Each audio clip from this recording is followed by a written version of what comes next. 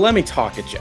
Welcome one and all to Not Just A Guy, the show about struggling storytellers. I'm your host, Not Just A Guy, the guy, Garrett Briones, and do I have a doozy for you on episode 10. Folks, this one is a, there's a saying, one for them, one for me. This is definitely a one for me and also one for you. I'm so excited. On my notes, I have so many titles for this man. He is a broadcaster. He is a podcaster.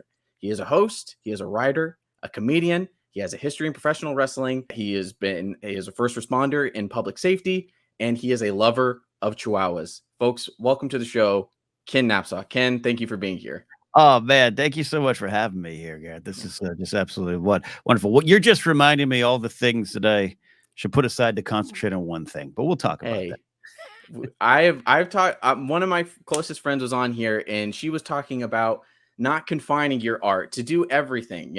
I talked to her about how, I'm a filmmaker first and foremost, but I want to write a book one day. I want to be in a professional wrestling match with my best friend. We've talked about this many a time. That's his dream, and I would love for our dreams to intersect. But yes, I'm so excited to have you.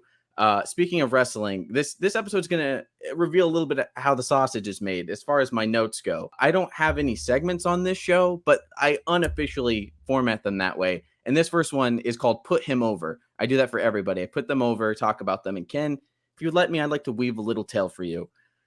All the way back in 2012, I was a fan of two gentlemen named Schmoes Know. They talked to Christian Harloff, Mark Ellis.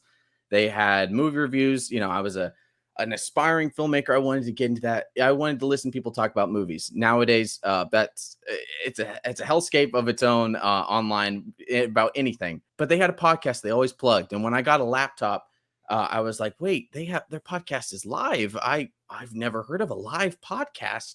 And so I dialed up my old computer. I went on, and on January 17th, 2013, I watched that's actually my girlfriend's birthday. I watched a podcast of theirs, and there was, they were there. And then I saw this guy. There was this man in the third screen. He had a suit on. I was like, whoa, this guy's a professional. No offense to the schmoes, but this man's professional. 5 minutes go by. Music starts playing that at the time I didn't know belonged to Bret the Hitman Hart. The best there is, the best there was, the best there ever will be.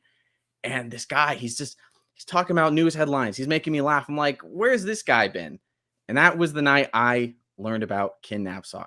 So this has been a long time coming. Ken, can you remember back to those days? What do you look fondly back on? Almost, we're a decade later. What do you look back fondly on those times? Over a decade later, when I started producing the Schmoes podcast with Christian and Mark in October 2012. Mm-hmm. Crazy to think, and I've known them both since about 2003. But that era and that show, I kind of could probably even remember the guest at those early days. It was the uncharted territory we were in that was really exciting. You mentioned not seeing a live podcast before. I hadn't really either. They and some other folks, the Toad Hop Network, and initially at the John Lovitz Theater, they were doing live shows. And I had come from radio, and one of the reasons I kind of had turned my nose up at podcasting, which was stupid. And lacked foresight on my side. But it was the radio was live, man. I used to do my 6-hour shift, my 4-hour shift, and it was live. And if you messed up, and there was an energy to it.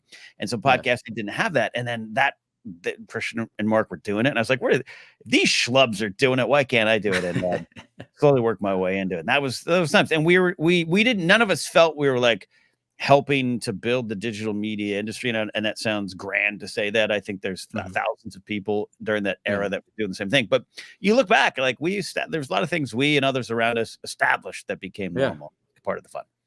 Yeah, that you guys were my gateway into it. And then, like I said, I followed you through many a podcast, Jedi Alliance, the Napzok Files, you name it. I've probably listened to it, the Blathering, ones that are related to places far, far away. We're still amid a strike. We're talking around things. That's been one of my favorite things about your podcast, Force Center, with Joseph Scrimshaw and Jennifer Landa. Is talk. I love the talking around everything is what I've enjoyed. And so, Ken, I open every episode with this. This is the first question I like to ask my guests, and I think it sets the tone. So, Ken Napzok, I'm going to look right down the barrel. I do this every time.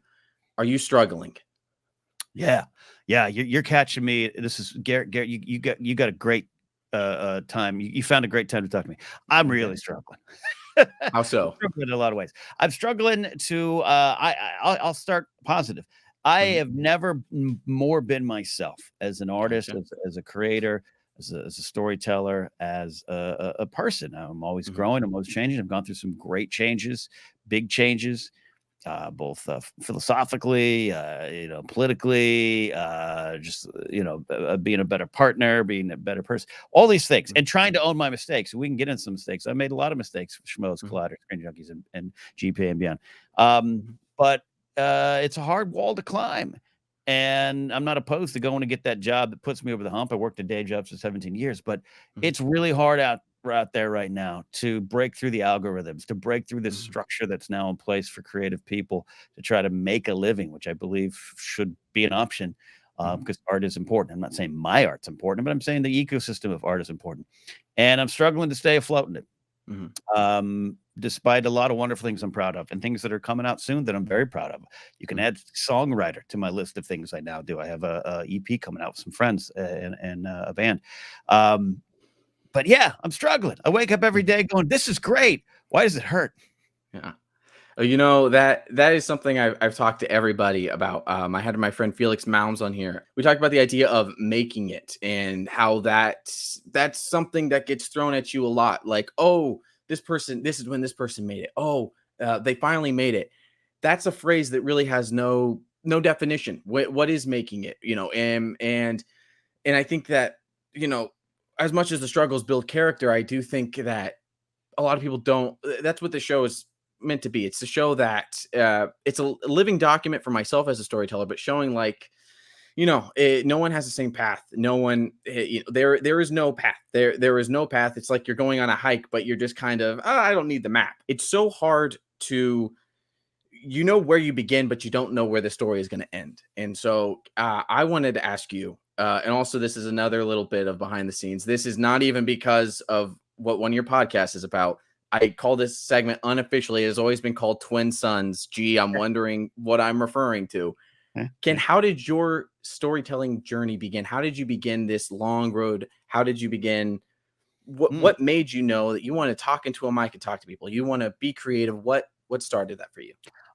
Early on, about 2, 3, 4 years old, my dad used to sit me in front of a reel-to-reel, and we'd improv stories into a microphone. Okay. And I actually have some of the recordings. I think I released some a little while ago, and it was awesome. It wasn't something that I was like at 3, like, this is great. Like, I didn't know. We were just making up stories, but you realize, you look back, you're like, hey, that was part of the DNA. My dad's always been, he's very funny. He's very dry, very quiet, very stoic, old country guy, born in Austria on the way. He's Russian, or Ukrainian, Circassian. And on the way to America, he was born in Austria, so he's got that old country kind of quietness, which I do too when I'm not on camera. But my mom was a dancer, performer, like very bubbly energy. So I think I got the two of that, and I didn't know where to put that. I was a horribly shy kid, and then in 6th grade, we had to do a project where we had to make commercials with a old VCR, VHS recorder. And I made a commercial, like a parody commercial, and the people in the class laughed. The girl I had a crush on laughed. Suddenly I realized I could communicate to the world through that kind of art. And that's where it really began. Okay.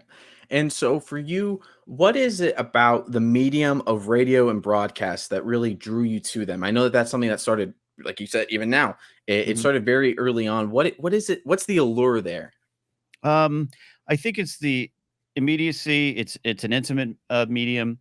When I was about 13, 14, junior high range, early high school range, again, very shy kid. And I didn't go out on Friday nights to the football game. I didn't have parties to go to and didn't want to. It wasn't comfortable. So I would literally stay home in my room, listen to the radio, listen to either rock, oldies rock radio in my town, or baseball games, Vince Scully. A's games. I could get all 4. I could get Giants, A's, Angels, Dodgers on my radio where I lived.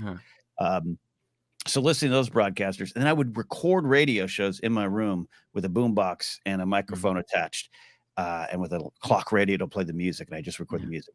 And that creates the rhythm, the momentum, and that intimacy I'm talking about. You take radio with you.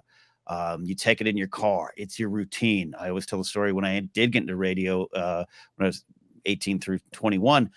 We had a morning show, and one day we changed the time that we delivered the sports and weather, and people called us upset. Okay. I love you guys, but I was late for work because you always do that at 6:25, and you did it at 6:35, and I thought I had time. I was late to work, and that just speaks. It's funny, but it speaks to what radio can be. It's a part of your life. Yeah, it becomes part of your soul. You know, I could think, you know, I couldn't tell you some of the shows in my area, but I remember I would know exactly when we were pulling up to drop my sister off at school because the people on the news, they have their 5-minute segment when they're talking about they're talking about what they were talking about, like a movie. I would just know, okay, we're gonna be rounding this corner and they're gonna be talking about the second news story, and it always would just work out that way. And Ken, am I correct that you grew up in Pismo Beach, California? Is that correct, or around the area? Yeah, around there. Technically, lived in Arroyo Grande, but Pismo, the 5 cities of Central Coast California, about an hour and a half north of Santa Barbara. But yeah, I was there, and I was on the radio in Pismo Beach. I was gonna say that's a place that holds a special place in my heart for my family, and we used to go there every summer. I realize more so now, like as an older man that I am, even though I'm like a 76-year-old man trapped in a young man's body. You talking about, you know, not going to the games, things like that. That was the same thing with me, just being like, well, I got to go watch the new episode of Pretty Much It, or actually the collisions this Friday, so I don't know if I can go. Sorry, boys, I can't go to this thing. I got to go watch someone defend the title. So when you made that decision that you were going to leave that area, you know, you're gonna go to the bright lights, the big city, Hollywood. You're gonna go there for, you know, go picture. What was the general consensus of the people that you knew? Was it when you told them like that's where I'm going? What was it, that reaction like? I think my close friends were excited. Two of them had moved down prior, down being LA, the San Fernando Valley. One was going to Cal Arts, the other one was going to CSUN to study screenwriting. And so, yeah, I was following suit with them, but my other friends in town were excited. I had lost my radio job and was working in a movie theater, and that was kind of the impetus of like, all right, that's time. It's time to go chase the dreams. My parents were very supportive, but like a lot of parents, they're very overprotective. They were a little worried, but it's sad. But it was I moved out at 22, which is late for some, early for others. So it was a good age for me. Good time. I can fully understand that. You know, I moved for college, and then there was that a novel pandemic that kind of kicked me back home for a little bit. So and then, you know, when I finally moved back down here, I was at that 22, 23 range. But you know, those pesky pandemics, don't you just love them? You know, it changed a lot of things. Still yeah. Hey, that's why we're here right now. I probably wouldn't know about StreamYard if my friend and the Podfather, Jonathan London, wasn't doing Geekscape on these things. And also, I mean, Schmoedowns, where, if I remember correctly, didn't you guys use something similar to StreamYard for some of those online Schmoedowns? They did. I definitely know they started with StreamYard, and then there was another system they were using. I don't know. By then I wasn't behind the scenes as much, but yeah, absolutely. Okay. So we've talked about all these facets that that make up Ken the storyteller, but in your eyes, what are you as a storyteller? What do you look at? You know, we've talked about how you have your hands in many pots. You know, there's so many things. Like, when you tell someone that you are a storyteller, what exactly do you mean, or that you're creative? How do you view yourself in that light? I think where I am right now is what what I'm trying to get across is, and it's in a lot of the stand-up sets I do. It's a line I say that is, do not fight change, find your place in change. This came about because my pal, Joseph Scrimshaw, you know, from Force Center, very insightful, great storyteller and performance artist himself. We were talking about comedy, and we were talking about some comedians in particular, one that may or may not have been in a space show about a little baby Yoda. And he was like, you know, I get it. He's a great comic, but he's kind of got this energy that is, I'm right and the world is wrong. And I don't know if that works for me. And I heard that, and that's right where I was, where I had been that way, even back in the Schmoes News, where it's like, I'm being the funny, snarky one. You're all wrong, or you're all doing stupid things, and I'm going to kind of tear down versus build up. And comedy does kind of work that way. It's easier sometimes. Anger can be funny. So now my approach in anything, not just comedy, but it's the world is changing. I want to be part of that change in my own way. And that's where my point of view is and my perspective is. Okay. And so to start to sift through the many layers of Ken the Storyteller, Ken, we mentioned one of the greatest of all time. For some, he is the greatest of all time. Bret the Hitman Hart, one of the greatest wrestlers of all time. And I want to know, how did your I always love hearing. I didn't get into wrestling till I was 17 years old. So I've been a fan for about 6 years. And in that 6 years, besides film and comic book, professional wrestling is my favorite storytelling medium. I love professional wrestling. Mm-hmm. What drew you to it as a fan? And then how did you make that leap to becoming, am I pronouncing this correctly? Tex Tunney. I wouldn't. Tex Tunney. Okay. I've only ever read it. And actually I watched a little clip not too long ago, but how tell me, Ken, how did you get in there? How did you become Tex? Tex, man, the last scion of the great Southern promoters. What a awesome. Yeah. So early as a kid, so I was born in 76, so early 80s, right around that wrestling explosion, the expansion that was going on with the Fed from the North taking over and breaking the territories. I got caught up in that. I used to watch the Hulk Hogan cartoon on Saturday mornings and all that stuff, the Rock and Wrestling connection. I wasn't allowed to watch MTV, but I knew about. So yeah, from there. And then there was this point, where my dad and uncle loved it. His brother loved it, but they let me know, hey, it's a work. We'll use that. They didn't use that term. They used that other F word. Yes, but they used the F word. And I was like 9 or 10, and I was like gypped. I was like, what are you talking about? And I turned my back on it. Then about high school freshman year, I heard the British Bulldog Davey Boy Smith was back as a solo wrestler. He was one of my favorites. I love the Bulldogs. So I started watching. A good friend of mine who fortunately since passed away, my friend Gavin, he was a big wrestling fan. And we used to watch. And then I met my other friend, Joel, who he was a big wrestling fan. And he wanted to become the Canadian Cowboy. He wanted to go to wrestling school and become the Canadian Cowboy because he was from Red Deer, Alberta, Canada. And we actually ended up having a wrestling federation in his front yard. Flash forward, I moved to LA. I was a fan of it. In and out of watching. I don't watch it regularly right now. I actually didn't watch a lot of the Attitude Era because that's around the time I'd moved to LA. I watched the start of it, and then we had one TV in our apartment. Those were the old days. I couldn't just watch things on my phone. So not everyone in our apartment loved wrestling, so I just kind of drifted away. Got back into it. A friend of mine who I worked with in my day job was a young wrestler, but also a young entrepreneur, and had a independent wrestling company in Southern California called Millennium Pro Wrestling. He wrestled as Lethal Logan X. And we got to talk and we got to become friends, real close friends. And there was some comedy thing I did where I was fighting the bosses of our company. They had kind of gypped us on money. I made a video where I basically cut a promo and character on our bosses. And he says, yeah, you need to come do wrestling with me. And I started out as a manager with him in 2001. Okay. Early 2001. Yeah. Okay. So for you, looking back on it now, did it give you what you wanted when you had that idea of, did you get satisfaction out of it creatively? Do you feel like there were some stones that you left unturned? And is there some part of you that thinks that Tex, with how lively the independent scene is now, do you think there's any chance Tex could get some blue chip prospect taken to the title? Tex could. I came back for an anniversary show in like 2019. I took a DDT from Pretty Peter Avalon. I sold it the worst. No, I actually no. I did I'm messing up my own story. I gave him a Stone Cold Stunner, the worst stunner in the history of the world. But Peter Avalon is a pro, and he sold it like a champion. Yeah. I sometimes think about it. I think there's a lot of it's a commitment. The biggest thing I left on the table is and it's a theme in my life.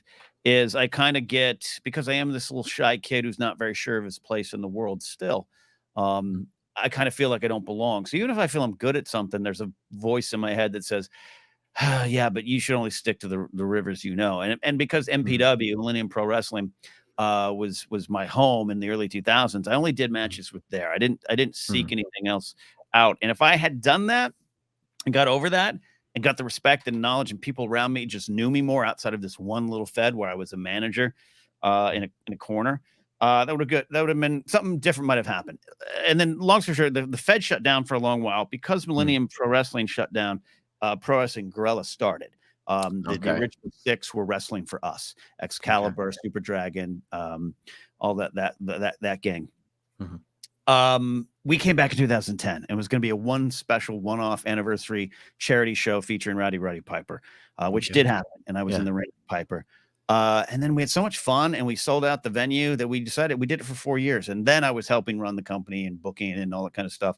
And again, too, there was people around us. Johnny LaQuasto, I've known from comedy, but Johnny and I used to have a feud. He was the owner, I was the manager.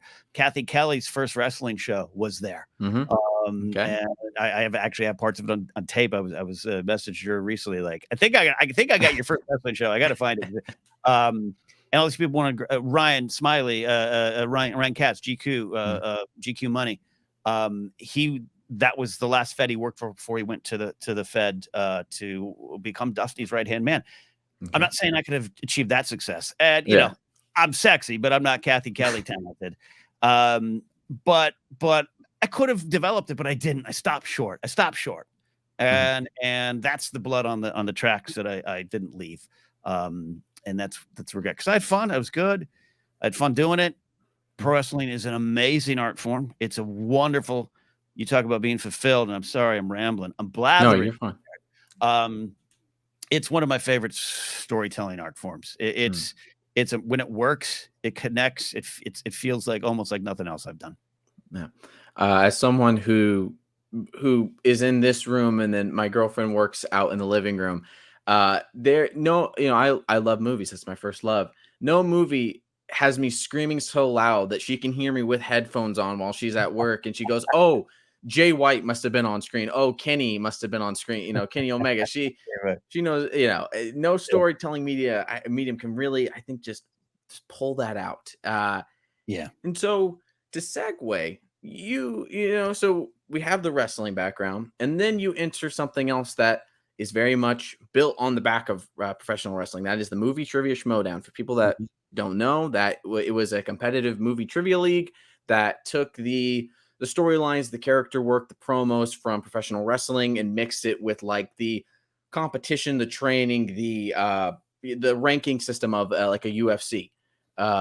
And it was, that was something that I was there. I watched that first one live on, that was part of the show, that was part of the podcast. I watched every iteration, and it really meant a lot to me that around 2019 or so, my mom, and I was still back home. It was in between college semesters, and my mom, I specifically remember there was a funeral for her aunt, and she, that woman meant a lot to my mom, meant a lot to all of us, Aunt Iva. And so my mom she walked into my room, and I remember exactly what was on. It was Mike Kalinowski versus Rachel the Crusher Cushing, San Diego Comic-Con, in her geekdom match. And she watched that, and it just, she had walked in on other matches and been like, oh, maybe I know that question. She walks in on that one, and she sits down, and I think for like, it went like an hour. She wasn't thinking about, what had just happened. And so I love that was something that we got a bond over, and that, Schmodown recently wrapped up. Did you feel like the Schmodown scratched any sort of creative itch for anything that you didn't get to do in wrestling? Did it sort of fill that void, that you had kind of stepped away from? Like, what did it mean for you when you were doing it? I'm gonna be honest with you. I had some ups and downs with it over the years, related to things just outside of the Schmodown. But at the end of the day, it was always fun, and I thought it was really fun. And you talk about the early days, me and Sackhoff in the first official match, and it absolutely scratched an itch, and it was part of the genius of it. And I give Harloff, will always give Christian Harloff the credit for putting together this really wonderful, fun, entertaining, at times addictive kind of video. And I mean that in a good way, of just like exactly what you're describing. And it means a lot to hear that for an hour, your mom got some peace in a troubling time out of it. And Harloff and those that helped build it knew what they were doing. And a lot of people around Christian, weren't sure if this is what he should be doing. But no, it worked for pro wrestling. People like trivia. People love movie trivia. Let's put it together.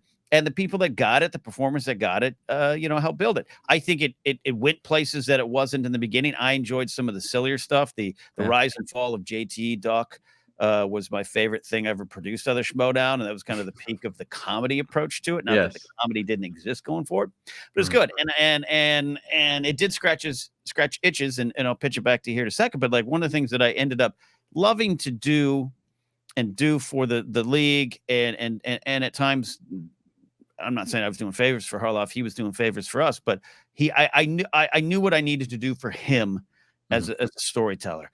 I feel I could cut a good promo, but the reason is I knew what needed to be said to advance the stories, to advance the changes in the stories, because you could not control the outcomes. I can tell you from firsthand experience, there was a lot of matches that did not go the way Harloff or any of the leaders wanted it to go.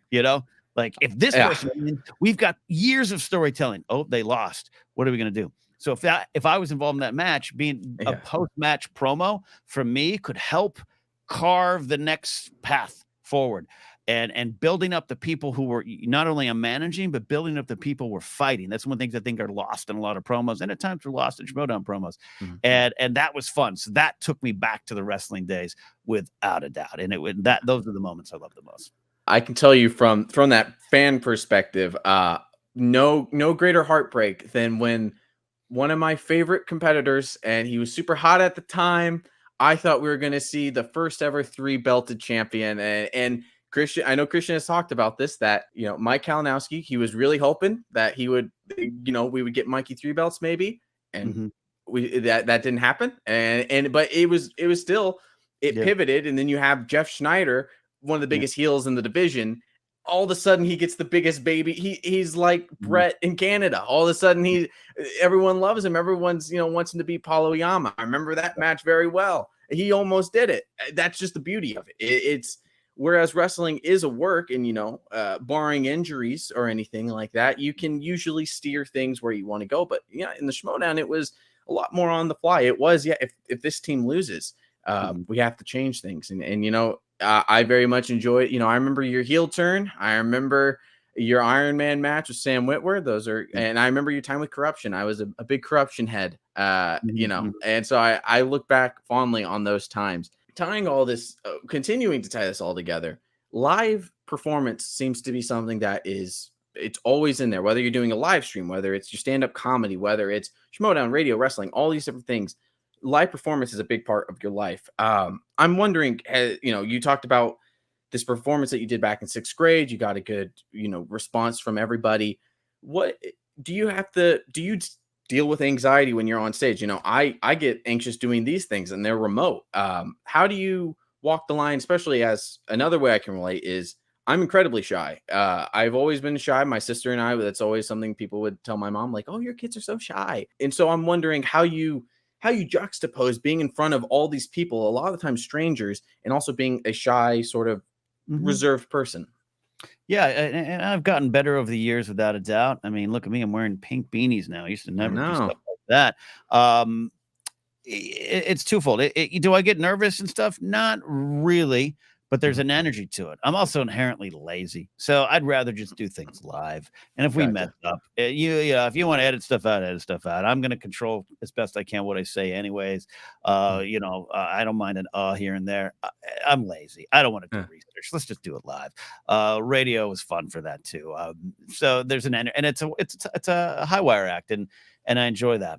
But going back to what we were saying earlier, I am still inherently shy. I am definitely stoic. And definitely, I joke, but at times boring. One of my creative icons in my life is Steve Martin. I've never had the chance to meet him, but like everyone that I know I know a few, they're like, he's kind of boring. he's a gentleman. He's sweet. Yeah. He just wants to sit there and think and talk about art and just think. And I'm not that. But when I'm on stage, if I'm doing it right, or the moment, if it's all working, like I said earlier, when I learned how I could communicate to my 6th grade class, art is how I talk to the world, and the real me comes out in that. It's a processed, sometimes character version. Even now I'm playing somewhat of a character. I'm Ken on a podcast. But that's how I speak to the world when it doesn't work. And often stand-up is the biggest arena where I fall more than other times, because I get a little inside my head and I don't feel as though I belong there. And I don't feel as though I should be talking to the world. And I feel as though everyone else in the room, especially the comics, are going to be like, aha, you're a fake. Gotcha. And that happened in wrestling too in the early days. Wrestling's tough. First night I was in a locker room for a wrestling match. The guy I was managing runs at me and just clotheslines me as hard as he can. And I just kind of went like this, and he goes, all right, cool. You took it. You can manage me. Okay. And, I messed up in 2010. I messed up at a match, blew a spot. And one of the guys, our opponent, took a chair to my head and gave me the most massive chair shot my friend who'd been in business 30 years had ever seen, and cut my head open, swollen head, bad. And when I my friend who was the owner, when I asked him, I was like, he's like, did he get you good? I was like, yeah. He goes, cool. Well, now you learned about pro wrestling. That's what it's like. So I, a lot of times felt I didn't belong there. And that led to some moments where none of all that, live energy, it goes. And it's different from when I'm in a stand-up. If there's nights where I bomb or it doesn't work and there's 6 people in the audience and it doesn't connect. That's different from the nights where I've been up there and on stage. I think they all know the truth. I'm a 12-year-old kid who doesn't belong here. So that energy that you mentioned, do you think that's kind of what shifts you into the heightened version of yourself? Like back when I was in high school, I was choir president and I had to go out in front of these concerts and I had to talk to people. And, my counterpart, she wasn't super comfortable talking to people. And so I was like, well, I'm nervous, but I got to do something. So I would just, she would want to plan things and I would just go out there and then somehow I would say the most eloquent, like, oh man, what a swell guy. And then even on this podcast, and in general, I guess in my social media presence, I refer to myself as the guy. It's more of a character. It's more of a mantra. It's more of a catchphrase. And so, would you say that energy is kind of what you're talking about, that you tap into that and that's when you just become Ken, the performer? Yeah. Like I said, me being, hey, I'm Ken on a podcast isn't a character. You're getting the real me, but there's hopefully an energy to it, hopefully a performance to it. I think that nowadays entertainment is one of the good things about it, whether it be a TikTok, a vlogger, an influencer, anything of that stuff. And we can make fun of some of that stuff, but there's a skill in doing what they do. I have a tough time just sitting down and flipping my phone around and going, hey guys, I'm at the store. I can't do it. As good as some others do it. But I think what I do that they don't do is actually give a performance. And every interview is a form of entertainment. Someone's listening to this and hopefully getting something out of it, but someone's listening to this and hopefully passing the time in a good way. So I tap into that energy. So it's not fake. It's just amped up. It's the cameras are on, the lights are on. You should perform. I listed off all your many titles. I'm curious about something. This kind of just popped in my head. This is tangentially related. You host many podcasts. If someone was to ask you right now, Ken, how many podcasts do you host? Do you have an exact number? Do you consider the blathering and the blathering conversations one in the same? If someone just asked you point blank, do you have a number ready to shoot at them? I would say right now it's at 4. And I would joke and say that maybe it's too many. And there's some truth to that. But what you said up top, I think you said your friend said, is I don't like to contain myself. And even if it hurts, Force Center's going on 10 years. That's not going away. The strikes, hampered our ability to talk about Star Wars because we're SAG and SAG eligible members. But Other Center emerged, and Other Center's going to stick around. If I just did that, and I could find a way to explode that out into something that pays all the bills instead of 50% of the bills, that might be a good thing to do. And that might be what I recommend to people. But I would get bored. And that's why I have the Napzok Files became Saturday Night Napzok, which kind of became the Napzok Network and the Blathering Conversations. Casterly Talk, strike affected that too. But I want to talk Game of Thrones, Lord of the Rings. We talked Willow for a while. I wanted to do that. I wanted to do it on the channel. I launched a baseball podcast a few years ago because I was a big baseball fan. I still am, but I kind of got out of it a little bit. And I thought, I'm going to do a podcast. I had some great ideas.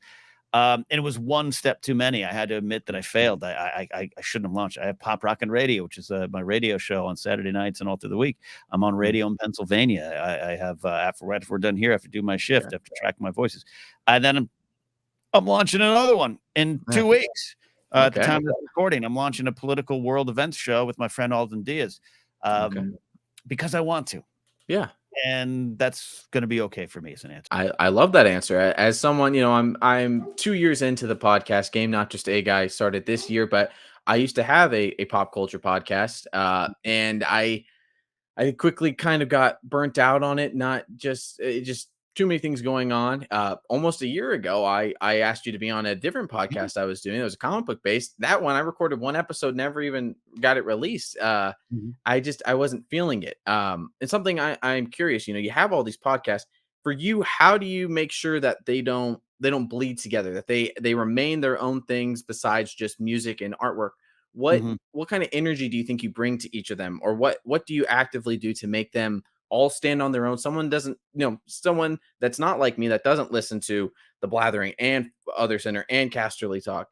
Mhm. What for Mhm. you? What do you actively think you makes them different? Yeah. I there's each show seems to have their own ecosystem. Force Center is kind of a different, not a different version or a fake version, but it's Mhm, a more quieter, thoughtful, celebratory version of me. It's a cleaner version of me on Force Center. We try to make sure we have a general audience vibe in terms of the words we say and the stories we tell. So that kind of becomes a certain thing. And I don't get a lot of crossover. I should certainly cross promote all the things I do. mhm, At the end of Force Center, hey, follow me here. I got a comedy album. I'm doing this. I'm gonna check out the. But it seems like I try to create. Blathering emerged for me. I put a lot of work into a show called Saturday Night Napzok, which was almost every word was written. It was kind of a radio parody show, a radio satire, political satire show. Loved it. It's one of the favorite things I've done in my own career. mhm. Not a lot of people were listening to it. It was taking all the work in the world to put it out, and Gotcha. whether it was just some of my changing political views or just the fact that I was talking politics was offending, or not offending, but just Mhm. that's not Yeah. what they signed up for me. That was the guy who's talked Star Wars. Now he's doing this. Yeah. So I got it, but the blathering emerged from, F it. I'm gonna open up this microphone. I know what I'm gonna talk about. And so Mhm, that's a different kind of energy ecosystem.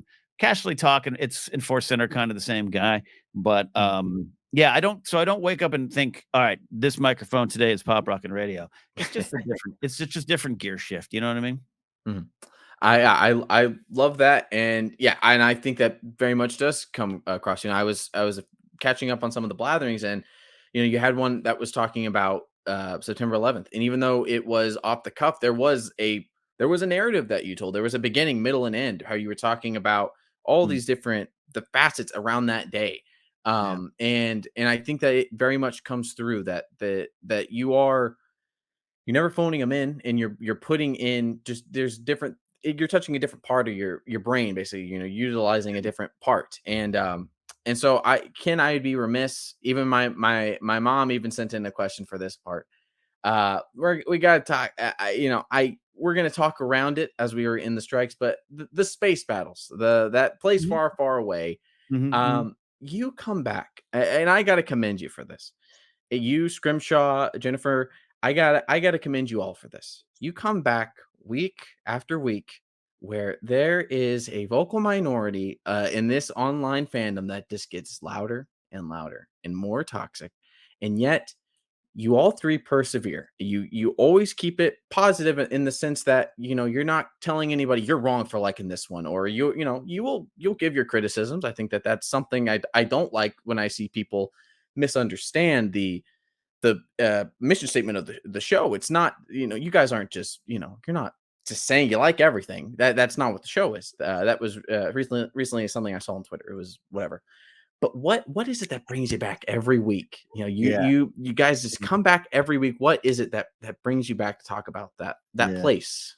I saw that thing you were talking about on Twitter. I was home and I was very angry and I almost jumped into the conversation. We can talk off air. Yeah, yeah. In terms of, yeah, we celebrate Force Center's Mhm, 9 years running. We're coming up on 10 years. In terms of our broadcast years, we started in 2015, but our 10th broadcast season is beginning in January. mhm, And for a lot of that, we did 4 episodes a week. And there's lately, the strikes kind of forced us to pause. We decided, mhm. I should say, this is what we wanted to do. We wanted to stand by these unions. Admirably. Although, again, I think we need to make it clear to even some of our own listeners. Jen is in SAG. I am what's Mhm. called SAG eligible, and Joseph is an independent film producer who has SAG contracts.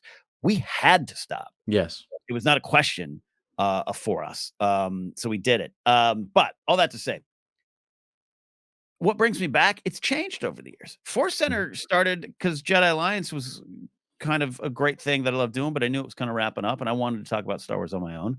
Mhm. I wasn't working at Claret. Other people weren't letting me on their shows regularly. And it was fun. I love Star Wars. I grew up with it. I also love poking fun at it. It's not all perfect. Some of it's weird. I used to not like the prequels. Now I absolutely love the prequels. Yeah. But in the way there's let's make fun. Let's have fun. Do you like TIE fighters? Do you like X-Wings? That's what brought me to the table. Over the years, it's changed. And I don't mind mentioning this. We can talk around it, and I respect what you're doing, but I don't Mhm. mind here. I don't think it's scabbing by saying The Last Jedi era, a movie I Yeah. love, a movie that challenged me, and then all of a sudden I found myself in that movie. That era, the toxicity that emerged, not just in fandoms, but also around the world, Mhm. it just opened up with what was already always there. I wanted to dig deeper. I wanted to find out. It was not that I was fighting against people that didn't like the movies. Mhm. I was there were some moments that I had missed that in talking about them with Joseph and Jennifer, that the first time I saw them, I was like, wow, I shut my mind and soul off to that moment because I just wanted to be the snarky movie guy. And Mhm. I don't know if I liked it. And then not only did I like it, it moved me Yeah. when I analyzed the themes, when I found what was there in those stories for me to connect to. And yes, I'll do a drive-by pass by some of the things you're talking about. Force Center is positive. Force Center is Mhm. celebratory. If anyone says, tweets, or thinks that we don't have criticisms or that we just blindly love it all, um, they're not listening. They're not. Mm-mm. And if they're listening to the show and that's what they get, they're not understanding what we're doing. Yeah. What brings me back, the final big thing now, I always say this. I say this. I was at a party last night and I said this to someone.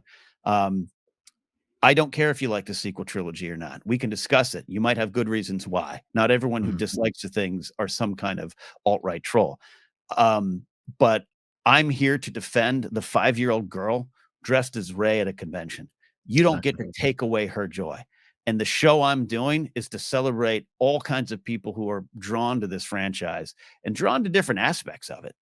Mhm. Again, not everything's perfect. I'll tell you, Ahsoka's not my favorite show. I did Okay. not take to it like other people Mhm. did. Okay. Um, but I love the Book of Boba Fett, one of my Yeah. favorite shows. So, but that's because there's things in it. So I'll Mhm. say that's what keeps bringing me back. And when the strikes are over and we're ready to dive in, I'm excited to approach Star Wars again Mhm. in this new era and do those same things. I'm not just going rah rah rah Star Wars, stuff it in my mouth. I'm going Mhm. Star Wars has changed lives. It's affected lives. It is our modern mythology. Let's engage with it on that. Let's celebrate that and defend the rights of all those people who enjoy it in that way. I all that I love hearing all that, and it's why I'm looking forward to once studios rightfully pay their actors. I'm excited that you guys have had this sort of break that has come through. That through circumstance that were out of your guys' hands. And I have to say, I would say this to Jennifer, and I would say this to Joseph. Force Center has meant a lot to me. As a kid, that like I said, when it was around 12, 13, 14, I start getting into the online movie community, and I remember those times as a 24-year-old man. I remember the internet telling me to, oh, that trilogy you liked as a kid, you have to hate it now. I remember that. I Yeah. remember that. And people can scrub history, they can change it, they can retcon their views on it. I remember those times. I remember being I there were some Joe Schmoes that were talking about not liking those things. And now, Mhm. that's what they want. And then it's funny enough, I didn't start with Force Center till about 2019. And I watched you on Jedi Alliance Council, all those different things, but I hadn't yet gotten to listening to podcasts on my phone, which I do probably too much now. And you guys gave me something that I needed, which was I could not I love the sequel trilogy. I was 16 when it started, and it's Mhm. just and it just is compounded. It's just this ongoing negativity. Mhm. Again, there was a live show that was on the mornings quite often that I watched on YouTube that also very much what I won't get into that. It was just very much was against that. And so I think at a point I stepped back from so much. I don't watch a lot of those movie reviewers. I don't watch all these things. I just had to step back because it was like how I don't need every day to be told I'm a fool for liking this thing or I'm not a real fan of something. Mhm. And so then I found Force Center. I finally listened to it, and it was at a time when my friend and I, we were illegally evicted from our apartment that school Mm, housing setup, and we were split up, and I was by myself a lot, and I would go mm, to this rinky-dink gym in the horrible place that they sent us to live, and I was like, I had seen the Rise of Skywalker, and again to this day, I still have people for some reason yelling about at me for liking it, and I could care less. But having you three there to like let's this is the biggest thing that I want to hone in on, and it's why I got out of the pop culture podcast space, and it's why whenever I guest on Geekscape things, I don't like talking about the Easter eggs. I don't like talking about what's next. I speculate responsibly, but I don't like to that truly gives me nothing. I get nothing out of it. mhm. For I love that you guys talk about the why. That's you guys heavily influenced my previous podcast, Masters of the Media. I even said at the top it was a show about we go into the why of the stories we love. Why do Mhm. you think it is gotten so lost in the shuffle to talk about what these stories are actually saying, not what they're setting up, not what you read into them? Why do you think that has become just it's become buried under everything else? Look, man, my answer earlier of me, yeah, I'm kind of struggling. This is something I wrestle with daily Mhm, to the point of anger. mhm, Some shows you're probably passing by and referencing that make me angry. mhm, Make me angry in the way of they're succeeding in terms of you asked earlier, what's success? I don't necessarily think it's views and clicks and money, but mhm. man, that wouldn't hurt right now, right? Yeah. As Colin Cowherd, the sports broadcaster, always says, money can't buy happiness, but it can sure put down a down payment. Yeah. I'd love to have that down payment for just Yeah. food, right? um, I wrestle with this, but I try to focus. I'm trying to focus less on my anger and Mhm, something that you've probably maybe heard if you listen to any blatherings recently or some of the stuff I've done, where show up for the people who show up for you. So mhm, right now in our society, what is not valued is understanding, literacy of media, literacy mhm, of news. Lies spread faster than this, and there's a lot of grifters in this space. And I don't mean they wake up every day and think, how can I create something that's going to draw in money? yeah. The grift is just the anger. It's so much Mhm, easier. Again, I don't have there's not a perfect Star Wars project out there for me other than the closest might be Empire. And I always say, mhm. but always sometimes I used to fast forward during the Cloud City stuff. Like, as a kid. It's not all Yeah. perfect. But what it means and the why. And if you can you talk about the Easter eggs and everything. All this is great. I'm friends with Mhm. Alex and Molly Damon. Love Star Wars Yeah. Explained, and that's how I Fan as found them. well. I wanted to know Mhm, that stuff. But even mhm, Alex will tell you now. We talk all the time. We're friends. He said, Force Center changed me. mhm. All that stuff doesn't mean as much to me. It's what it's about, what it's Yeah. saying. And it wasn't just it's not fun for me. I think it's an empty pursuit. It's empty calories to have these predictions, to only do Easter egg. If you listen to a lot of these Easter egg channels, just wrote for one recently, and I used to was at odds with some of the creative leads. Mhm, 60 Easter eggs from this episode of Ahsoka is great. Love it because I missed 59 of them anyways because I'm mhm. watching other things. That doesn't mean you understand it, Yeah. and I get none of your connection to it.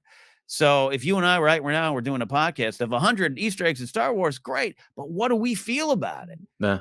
What do we take? How does it go into our lives? Star Wars has changed my lives over the years in different eras, and especially recently. A lot of my changes, I keep using the word political, but it's not just about political parties or voting. Mhm, How I view at the world and how I try to lead with empathy and compassion in a way I used to never do mhm. comes from Star Wars, comes from the Yeah. text, and not from an Easter egg, not from a what if, all that kind of stuff. And it Yeah. started to change for me with The Last Jedi because I had a lot of predictions of what I thought Luke should do. And when he didn't do it, I walked out of it. I was fortunate enough to go to premiere and I was fortunate enough to sit around some cool people. And we all kind of went, I don't know.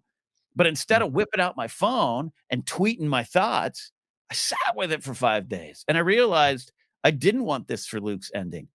mhm. Now I know I needed it. And Exactly. and I'm not saying everyone has to come to that conclusion because it meant something to me. I Yeah. engaged with it.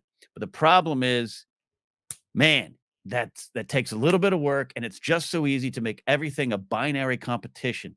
We love competition, especially in America. We love to win, but we forget that I'm a sports fan. We forget that even if you're competing, the journey to get to a championship is the important thing. The championship is the bonus. But we, I think, as a culture, focus on the win. And the win is, can I name 85 Easter eggs? Can my prediction come true? Or can I tell you that Riva, a black actor, ruined the story for two white men? The subtext of that statement, because that's going to get the views, not what the story was. And you can hear Garrett. I'm getting upset. Moving around the chair. Yeah, that doesn't turn into actual currency. Yes. But I think we're all better off if we engage with that way. Yes, and I'm happy that I think even you saying that made me hone in on the Last Jedi was, I think, my breaking point in a good way. I adore that film, and I remember my buddy and so I'm from Porterville, California. At the time I was living there. We were in a town. We went to the better theater. Our theater isn't the best. So we went to a neighboring town about 45 minutes away. We're driving in the car. I'm having to drive. It's like 10 o'clock or something like that. Pitch black. He's asking me, so like, what'd you think about it? Because I went in, I watched all the shows that were giving predictions and all those. And I just drove and I was like, I don't know, man. And then it took me about 10 minutes to realize I got us lost in pitch black, because I was just like, I was just like, it kind of fundamentally broke my brain when it came to the speculation culture. And you mentioned the text. I'd be remiss. Again, this is something my mom wanted to know about. Something I want to know about. I actually have a signed copy of what I'm going to ask you about, and that is your book.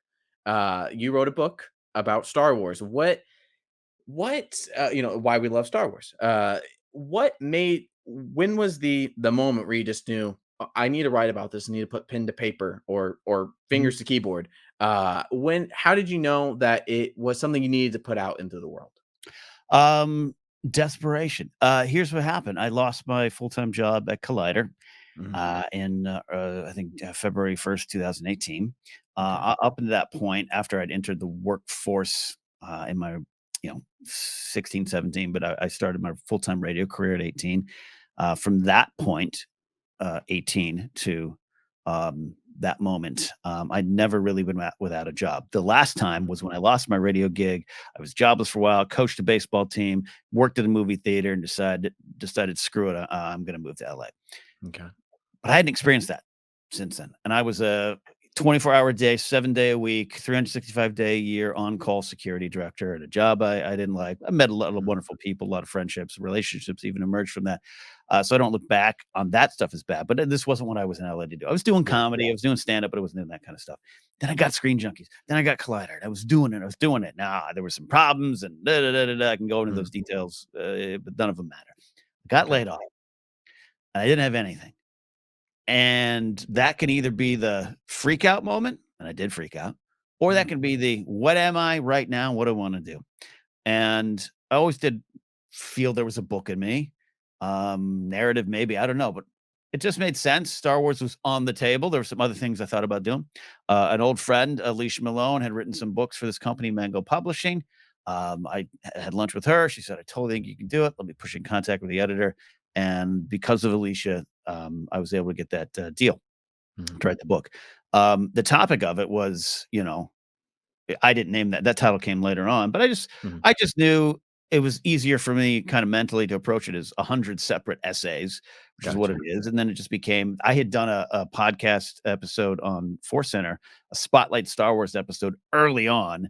It was the 50th episode. So I came up with 50 reasons I love Star Wars for this, the solo show I used to do on Force Center. And I was like, well, number one, that'd be a good idea for a book. Two, I've already got 50 of them written. I ended up using only like 5 or 6 of them because it just didn't work. And so that's where it came about. So it came out of that. It came out a little bit of desperation.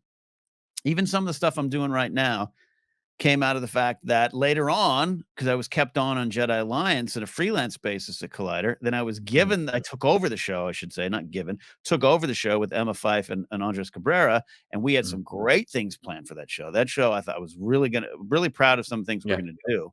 And 3 weeks into it, it all went away. And so I was once again kind of like, what am I? What do I do? Mhm. That led to some of the stuff I'm doing now. But in regards to the book, it wasn't some lifelong dream. It was like, Mhm. what do I want to leave behind? Right. Yeah. Um, I'm talking about book as in I'm an author legacy, but just like, what do I want to do? Do I just Yeah. want to talk about other people's movies? That's fun. Force Yeah. Center's great. It's not going away. But what else do I want to do? And Mhm. so I wrote about other people's movies, which might seem fun, but it was just like an actual thing to put into the world. Yeah. And that's what made me do it.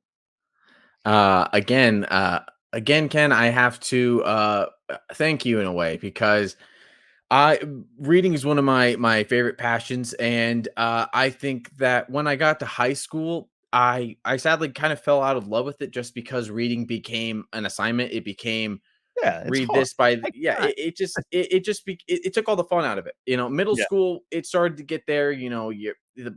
Reading for points and reading for pizza parties and all these things, but I still had fun with it. When I yeah, got to high school, reading wasn't fun anymore, so I wasn't doing it recreationally. I wasn't doing outside of school. It was just, yeah, here's this book, read it. yeah. And I think and then college hit not too long after, so I stuck with my other forms of media, my comics, my movies, those things. And then in 2020, obviously something happened where a lot of things Yeah. shut down, and I got sent back home, and I needed something, and you ran a deal on the book, and I got it. Yeah. And I truly mean this. This isn't just me, kissing butt or blowing smoke. You truly helped me reignite my passion for reading. Mm. And it started with why we love Star Wars, and then I got back into the canon Star Wars books. I got into it's led to this day where I'm still reading a bunch of books. Yes, many of them are Star Wars, but that's just because I'm a nerd. But I truly mean that your book really did help, and it really did give me a passion. Remember why I loved the printed page so much. Oh. And so I right here down the barrel. Thank you. I want to say thank you. Hey, look, you're welcome. I'll take the compliment. I'm sorry that it was a book full of grammatical errors and a canon error, and there's a whole story as to why I think that was. Mhm. I think the wrong version was printed. Okay. I didn't find out until I got into the booth to do the VO for the book. I Mhm. do the audio book version, which is where I actually had to audition to get my own book. And I got in the booth and I was like, I changed some of this. What version Yeah. is this? Like, so it keeps me up at night that, if you're reading that book, I apologize. There's some errors in there that I thought I'd fixed. Look, I didn't notice it at the time. Maybe if I were to reread it, I would notice. I Yeah, everyone's gonna be Yeah. looking, but, Yeah, yeah. everyone's gonna scour every page, make sure that the canon Well, precedes I'll the tell I'll emotional t canon. yeah, there's, the emotional canon is more important, but there's Yeah, 2 big I misnamed a Star Destroyer, and gotcha. I thought I corrected that. It's in the first essay, Mhm. Avenger versus Devastator, and then there was an actual typo where, Millennium Falcon is a YT 1300, cruiser or whatever, and Yeah. it was in the book as YT 300, and so now Ooh. people are always like I've even had friends who are like, "Hey, I always thought," I'm like, I put the right version in. It did not Yeah. it did not make the book. So that's a lesson. If you're gonna write a book, make sure the copy editing Yeah, is make sure earlier version isn't used. yeah, yeah, Okay, I'll make sure I remember. yeah, So yeah. Ken, to wind down, I always do this. It's called. This is the only real segment I have. It's called not just any questions, the questions. It's usually around 6 questions. They can be. You can take as long as little as you want to answer them. And they kind of touch upon everything that we've covered. So I would like to start with, Ken, in wrestling, there's this idea that it's important that the title doesn't make the man, but the man makes the title.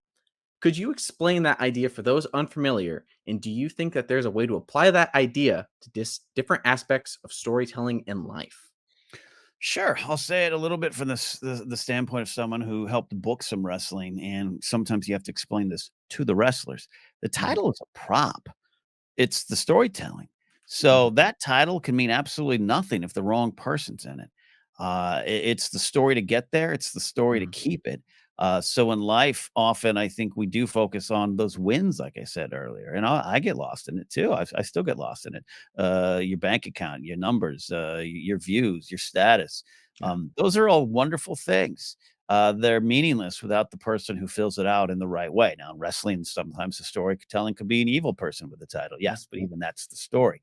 Um, and there's a lot of times you'd have to explain that to an independent wrestler who is refusing to drop the belt or refusing to lose in a title match. I even had the one case where a wrestler intentionally locked himself in the bathroom so he would blow a spot in another match that I was managing because he was upset he was going to lose a title match later. And that's one of those things. It's a prop. It means Yeah. literally nothing. You're the story. And I think we can take that to our own lives. I love that. Okay, here we go. This one is peeking back into the life of teenage Garrett. Ken, in a web series, Grasping at Straws, you portrayed a character that said the line, "Women don't like my face," which I quoted to my friends and did not get a response from, just because I have a knack for quoting things that they do not know. But I think this ties into and then I used it in the sense that young Garrett wasn't a stud, I guess.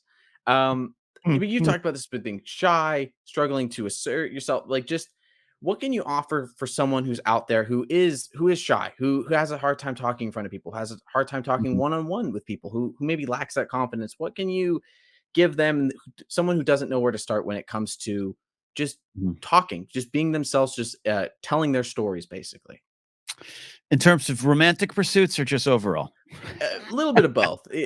Obviously I the line, well, yeah, Yeah, the line, which I think was delivered to Eliza and, Harloff's character, I think. yes, Um, it's great. There's a whole story to that line too, by the way. The old "be yourself" adage is probably overused, and sometimes yourself is the problem you think in your mhm, head. I think a lot of the issues, and it's no easy answer. Depression, shyness, anxiety, social anxieties, it's all real and it's all things to be worked out. But I think sometimes it can be simple in terms of answers. And mhm, a lot of it was just simply based out of fear for me, fear of this great unknown, fear of rejection, fear of my place. And there was one particular I haven't thought about this in a long time. It's a great line of questions, Garrett. Um, a real close friend of mine, a girl, and there was some mhm. romantic entanglements to it, but we are friends.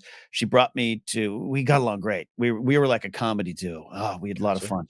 And she brought me to a Super Bowl party in February 2002. This is the U2 halftime concert post 9/11 Okay. Super Bowl, the Mhm, Britney Spears Pepsi commercial years. I remember it well. mhm, She brought me to a party, her brother's house, and had basically told everybody, oh my God, this is my guy. This is my friend. You're going to love him all.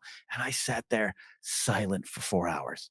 mhm, And people were coming up going, "Is he not like us? What is he?" And she got mad at me, kinda, maybe mhm. justifiably, but it's like, "You're like the toy, and I put it on the table, and you didn't toy." And Yeah. that has out of and we talked about it. I remember this, we talked about it, and I was just like, "I just don't feel like I can add anything to these conversations. You guys are having these wonderful jokey y'all knew each other. I just didn't Mhm, feel I could add anything." And she's like, "Bullshit. You have everything to add to it." We all have something to add to it. And I think that that is the thing I try to take forward. And I still fail on it. Grace will mhm, tell the story. When I got kind of poached from Defy Media to join Collider, it was one mhm. of the reasons I left is I'd made a bunch of friends at Defy, important friends in my life, but all my friends at the time, the Alice's, the Harloffs, the Rileys, the McCougas, and whatnot, were at Collider, Mhm. and I wanted to, and plus it was 10 minutes from home, versus an hour, 40 minutes. Yeah. I wanted to go there, and Grace already worked there, and she was just, everyone was like, "Oh, Ken's coming. Oh my God. Oh, the schmoes news, all these great things." And I'm Mhm. not disparaging anything they said about me. And she kept, "Oh my God, this guy sounds awesome." And then I showed up and I was this grumpy, quiet, stoic bump on a log. And she literally told her friends, "This guy sucks. He sucks. I heard all these things about him and he Uh-huh. sucks." I needed to unwind. I needed to first day jitters are a thing, but Mhm. it was 3 months into it where I was Yeah. able to be myself. Gotcha. And then she was like, "Oh, I get it." And, now we're engaged and been together Yeah, it 7 worked years. out. Yeah. So it's all right. I think it worked out for you. I'm just gonna go on a limb here. I did okay. Okay. Did okay. So, next question. As we spoke about, you are now a published author. Mhm. And you talked about the idea of having a book in you. Do you think that you have another book in you? And is it, once again, is it Is it writing about other people's works, or do you even kind of mention it as well? Is there a narrative? Do you think there's a narrative book in you? What? How do you I think I used about to that? think so. I don't know, and maybe Mhm, that's the wrong. And I even had a conversation with Alicia Malone about that years ago. I haven't talked to Alicia in years. She's doing wonderful things still, mhm, turning classic movies. She said, "No, I think you have a narrative in me." I don't. I don't screenwrite as much as anymore. I don't write sketches. I've moved on from that stuff a little bit. My mhm. heart's not in that. Gotcha. So maybe that's why my answer is coming from not a self-esteem problem. It's coming from I just don't know if I want to write a narrative, fiction-based book. Other things I like, other essays and those kind of things. I Mhm, think there is. I had, I think I'm out of my contract now, to be honest. I had pitched a follow-up to mhm, Mango that was more personal. It was it was going to be more of the stories that we might tell on Force Center. mhm, Example being like I had mentioned earlier, my friend Gavin, my best friend from like second to like high school, he passed away a couple years ago. mhm, We had not spoken for a few years. And one of my lasting memories, one of the last times I really saw him before his life had started to change and slide downhill in a dramatic way, was the mhm. opening of Phantom Menace. And he Okay, drove great. down to LA. And I wanted to tell that story. Yeah. I wanted to tell the story of me seeing Return of the Jedi in 1983 and driving home or riding home, I should say, my mom and dad's station wagon and looking to the stars and thinking, Mhm, what's out there for me? Those are the stories I want to tell. They didn't want to do that. huh, And that's okay. They wanted me to write a recap of Mando season 1 or that kind of stuff. I wasn't gotcha. into it. The book came out before Rise of Skywalker, Yeah, before The Mandalorian, before all the stuff. There's a lot of yeah, things today to do. I just don't have that interest. And I'll say this: the final thing, and this is a truth that I think people need to hear. It was hard to write it. Writing's yeah, hard. And I've been a writer in a lot of ways my whole life, and I think it's Carrie Fisher, among other people, have said, being a writer is like having homework for the rest of your life. I was a good student, but I could have been greater. I just hated mhm, homework, and I hated having it now. I had some absolute near nervous breakdowns writing Why We Love Star Wars, mhm, tight deadlines. They pretty much took everything I wrote. There was one chapter they had me completely rewrite, and mhm. I kind of disagreed with them on it, but I had to do it, and I had a couple times where I literally had my head in my pillow on my bed, crying, going, I don't know if I can do this anymore. Right now in my life, I don't know if I want that struggle. I got a Yeah, lot of other struggles. That's the reality of it. The other reality, you want the truth, you want the reality. mhm, Um, I was very thankful for the sales I've got. You can't make a living off writing those books in this mhm, level, small independent press. And there comes sometimes business wise where you have to look at what you're doing and go, yeah, what's taking my time and what's actually working for me professionally. That's where I'm okay. at. Yeah, you recently said on or something I recently listened to of yourself. You said something along the lines of writers hate writing, and that really hit me at Mhm.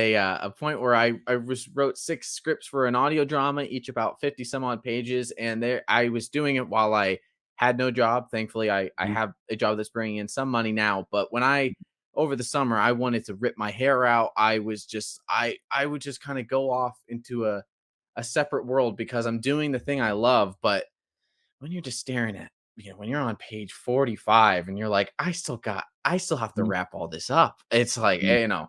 I fully Mhm. understand what you're saying. It's not easy, but it's for some reason we like Yeah. we like that it's not easy. It's rewarding, it's Mm, fun, and, like, look, when I do a lot of essays, like, one on Force Center YouTube channel, we were trying to do some essays, but quite mhm, frankly, people weren't tuning in for them, but, like, I have mhm, one of, the lessons of Lil Leia from the Kenobi mhm, series. I love everything with that character in that yeah. series, and I wrote it, and it's about 8 minutes, and I love it, and in fact, I'll say say this is a humble brag, like, Vivian Lyra Blair and her mom saw it and wrote me and Okay. loved and That's her awesome. mom said we cried while we watched it, Mhm. and that means a lot, but I don't Yeah. know if I wanna write another one, you know? Yeah, no, I don't blame you. I was doing those sort of things for Geekscape for a little bit there, and Mhm, mhm, I put hours upon hours, days upon days into them, and they got some of the lowest Geekscape views, and it kind of broke my heart. They loved them, yeah. but it just I couldn't figure out the algorithm, which is funny because one of them was about the Matrix, so I wish I had somehow figured out the algorithm. It's actually, but funny enough, that video is actually very much Force Center inspired, which was talking about the merits of the Matrix sequels. Yeah, Again, it just all comes. love it. So, Ken, you have a history in public safety. You talked about how you're in that for 17 years. I've always just kind of thought about this. You've mentioned it on various shows. Have you found yourself pulling from that 17-year experience in any of the other fields that you have been in since? Yeah, pulling from it in terms of, taking some of the skills forward or So lessons, yeah, yeah. the skills, Mhm. anything similar to day to day, anything like what, Yeah. how, we always take something. I still take things. I worked at Lowe's. I still take something. Yeah. So in that sense, yeah. If you're doing it right, no matter whatever job you had, whatever job you have, whatever job you lose, whatever relationship that ends, Mhm. this is why I think it's important to embrace change. A big lesson in Star Wars: you're always Yeah. going to take something for. There's a job just this last year. I was doing this part-time job for this big YouTube company. It didn't work out. It wasn't a Mhm. good fit. They let me and a buddy go. I didn't even. I think I got on air once. They wouldn't let me on air. It was a whole weird thing. Mhm. Um, but I took some skills from it that I hadn't even learned before. It's like, "Oh, that's a great way to do that. I haven't thought about." So I'm doing that on my own YouTube channel in terms of like an actual template to write from. Yeah. So I did take a lot from my security job. I was I moved. What happened was growing up, I wanted to be in entertainment. I wanted to do Mhm. comedy, but my uncle was a police officer, and I always, like a lot of kids, like I'll be a policeman, a fireman, or an astronaut. And I did want to be a police officer for a long Yeah. time, and thought that was going to be a career path. I ended up moving to LA, and it just didn't. But I transferred to a different movie theater down in LA, was making Mhm. $5 an hour, wasn't surviving, and my uncle, a retired LAPD officer, was running the mall, the mall security at Northridge Okay. Fashion Center in Northridge, California, and, he said, "Just come work for me. You get benefits," and then he goes, "I think you should be a police officer anyway." So that's how I Mhm. started. Within a few years, I did not this is not what I was supposed to be doing. Other friends of Yeah. mine were literally going on to Saturday Night Live, and I was like, That's what I'm supposed to be doing." But I got lost and I got locked in that world. Um, and I got really depressed, like severely depressed. But then I got promoted, and then I became the Mhm. director of security at the farmers market next to the Grove in Hollywood. Then I went back and I was the first non-law enforcement, retired law enforcement person to become the director of security at that mall. And you're doing it's like the movie Yeah. Up in the Air, George Clooney, the Jason Reitman film based on the book, where J.K. Simmons gets fired and he's upset, and George Clooney asks him, what was it? What was the number? What was the number that made you give up on your dreams? And I Mhm. remember the day I got promoted, and I thought, "Oh, this might be it. This might be it." So I have a lot of depression and stuff and bad memories attached to the Yeah. job, not to the people I met on Mhm. the job. But going forward, there's a certain strength, there's a certain understanding of how the realities of the world. There is, I feel more prepared for emergencies in the public than other people, but also how to manage people, how to Mhm. not manage. I made a lot of mistakes. Yeah. I've grown, I've changed, and I took that forward. I got the Screen Junkies job not Mhm. based on entertainment career stuff, but I had run a staff of 55 people with a $2 million Yeah. contract, and I supervised at times 12 to 15 active LAPD officers. They were Mhm. like, "Okay, if you can handle that, you can probably handle YouTube." So I Yeah. took a lot of that forward. So you Okay. always should be looking at what you can take forward. I love that. There's so many wonderful people that you have worked alongside and continue to do so. I'm always fascinated with, I even in my you know, couple of years doing this, I had someone that I thought was I truly saw myself working with him till I was 70 years old. I thought this was my guy, this is my creative partner for the rest of my life. And that just didn't happen. It last year it just fell apart. And so how do you know when you found a collaborator that's on sort of the same wavelength, or collaborators, I should say, on the same wavelength as you? And how do you kind of foster those relationships? This is a great question. You're very insightful. You got a Thank you. very bright future, Garrett, here. Thank you. Yeah, the first thing again, it's this big theme change. Mhm. Sometimes communication's key. I have, like I said, I hinted it up top. I could make you a list on or off camera of people and moments in my career that I think are their faults, Mhm. that they did, and some people are just people I'll never want to talk to again, let alone work with Yeah. again. They're monsters, but I think it's more important for me to look at the, even triple the size of that list of my mistakes and Mhm. try to own it. I've been bad at owning it in the past because it's easy to point at them. Yeah. It's easy to be mad at them. So I look at that. That's a way to look at. But yeah, I also don't think you ever really know. including relationships, right? I Yeah. walked into Collider. There's this like really attractive redhead in the corner that I was nervous to talk to. And now we're engaged and we have 2 Yeah. chihuahuas. And we might get Thai food later. Like that's Yeah. you never know. You never know. Mark Ellis and I, he's one of my absolute best friends. I think I'm one of his friends.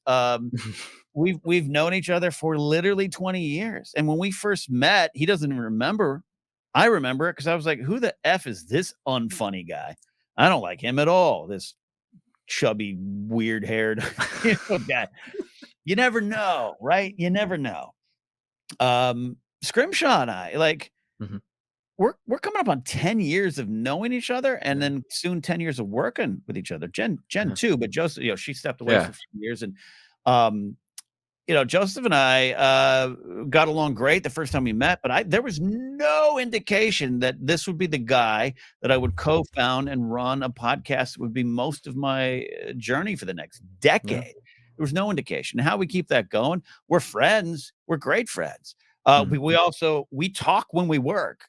Occasionally we'll go to dinner. Occasionally we'll hang out. We were all in London, and his wife Sarah is just a delightful human being. And me, Sarah, Grace, and Joseph were in London together, and that was a great time. So we're friends. Yeah. But I think what helps too is I also don't see him for 6 days. Yeah. And some of the other things that have not worked out have been that, buddy, we're gonna do it. And then by the third day, you're like, this guy's annoying. And I'm probably annoying him. And then that's the ones where it's falling apart fast. Gotcha. Yeah. I had on the last episode I had on 2 filmmakers who are running their production company, Sad Girl Cinemas, and they kind of talked about that similar sort of separation of church and state. They probably go out a little bit more as a duo than maybe the Four Sinner. I don't know if Four Sinner's going out clubbing exactly. Maybe for some death sticks, but Joseph's great at a bar. I'll tell you that much. He, as someone who doesn't drink, I gotta be honest, when he talks about some of the drinks that he has on when he makes these concoctions before he watches some shows, I'm like, I don't drink, but that sounds pretty good, brother. I'm not gonna lie. But yeah, I love hearing about that. I always want to hear that because I had this experience, it didn't work out, and I've just moved on. I moved on. I've worked with other people that I know will continue to be a part of my creative life. My final thing on that, because it also goes, it's professional, it's personal, it's romantic. There's seasons, right? There's seasons, and I've got friends that I'm hanging out with now that were my best friends 20 years ago, and then life took us apart. Right? We moved to LA together. We were in a house together. They got married. One this, and we never we never had a falling out. We never got upset at each other. Life just went this way.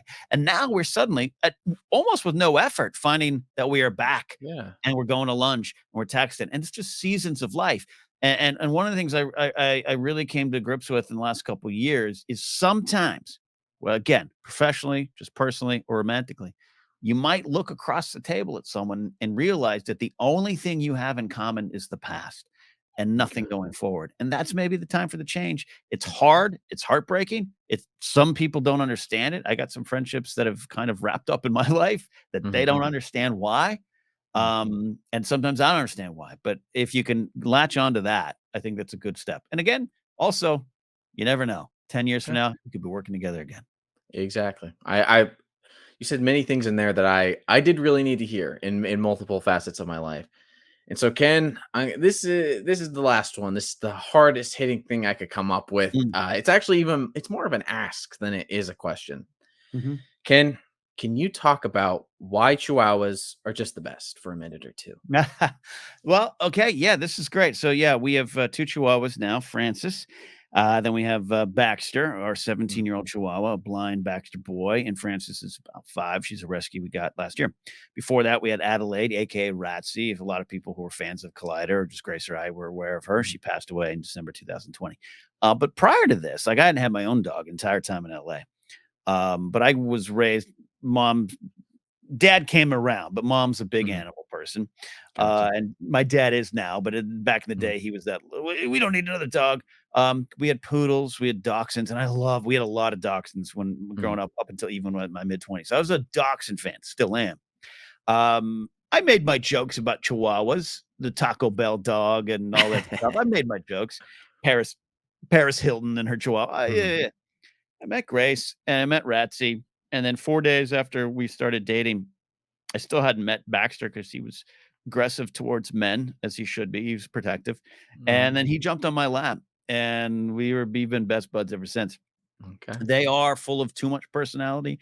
They're sometimes full of too much aggression, but they're full of strength and courage. The Beverly Hills Chihuahua movie. It's a great movie. Tiny but mighty is the Yes. lesson in that.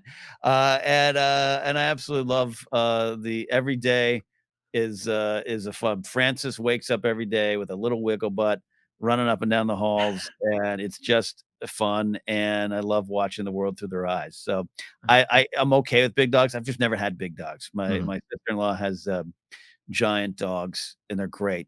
One of them's named Titan, literally Ti and he's twice my size, and he sits on me Gotcha. like a chihuahua. And that's just not for me on a regular basis, so I Yeah. like a lap dog. But yeah, chihuahuas, tiny but mighty, man, and they're Yeah. admirable for that. Yes, we here at Not Just a Guy are big lovers of Chihuahuas. My first ever dog was a Chihuahua named Chacha with she was Yeah, good. chocolate and she had a curly little tail.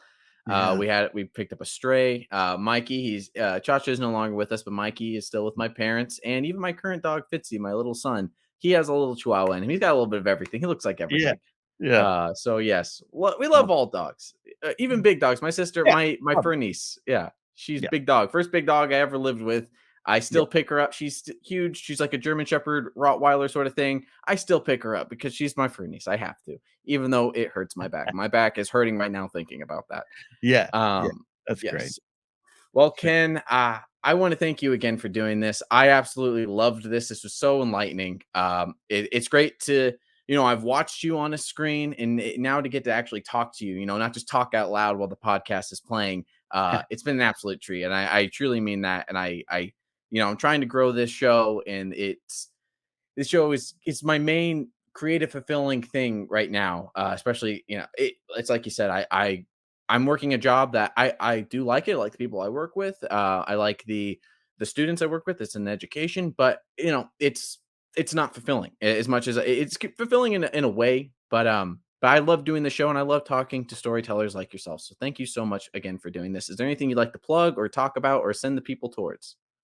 Hey, yeah, first of all, thanks, man. This is great, and thanks for making the schedule work for me. Of And I think, course. yeah, no, seriously, man, it's a great interview. You're really good at this, and keep Thank going you. and just dig in. It's a long journey. You don't know where it's going to take you, ups and Mhm. downs. So strap in, enjoy it while you can, and Okay. when you can. Yeah, as far as easiest thing, go on my website, kennapzok.com. I don't know if anyone actually listens to promotions, but yeah, I got a lot of things I'm doing. My comedy album just came out in my day, live from the Harrison Pub in London. We recorded in April when we were out there for Star Celebration, and there's a special edition on Bandcamp I'm really proud of. And then yeah, it's weird, man. After talking about it, wanting to do it for years, I co-wrote 7 songs with two Mm. great guys, and we kind of Awesome. formed this band or this creative group called the Moon Agers in Mm. honor of one of my favorite David Bowie songs. And we got music coming out November 3rd and an album coming out in December. So Okay. I have no musical talent, but I've always wanted to write some songs, and we did, and I'm really proud of it. And I didn't expect that to happen in my life at Okay. all. So there you go. Can't wait to hear it. I completely sympathize. I have a MIDI keyboard hiding somewhere in that closet that I got last year for Christmas. I have no musical background besides singing, and I told myself maybe I'll be like Carpenter. Maybe I'll be able to direct and make my own music. I think I've used it one time, but I need to use it more. And Hey, maybe listening to your music will inspire me hey, to do such a thing. hey. So, thank you everyone so much for listening and or watching. The socials are there in the descriptions. They're on the screen. Just if you want to follow it, follow it. If you don't, just thank you for listening or watching. I have been your host, not just a guy, the guy, Garrett Briones, and I will talk at you next time.